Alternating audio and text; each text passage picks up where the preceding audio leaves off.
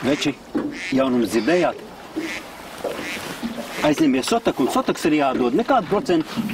Jā, ko neteiksim, 100 latu, un tad tagad transā runāt. Iedos mazo pirkstiņu, paņems visu roku, un dos 500, nevis 101. Te vajag pukste. Nu, tu paskaties, kā viņš, kā Ivars dzīvo, tu paskaties, kā viņam dāķi, kāda viņam mašīna, kādu, vajag Dievi, un kas tev? Tev nekā nav, tev pat sievas nav.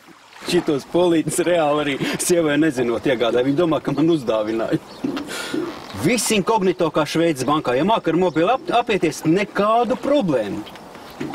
Viens SMS spiediens un laši tā kā tīklā sabirst. Nu, nākamās algas, protams, atdod. Ne jau vienmēr āķis ir apakšā. Nemeklē visu rāķi.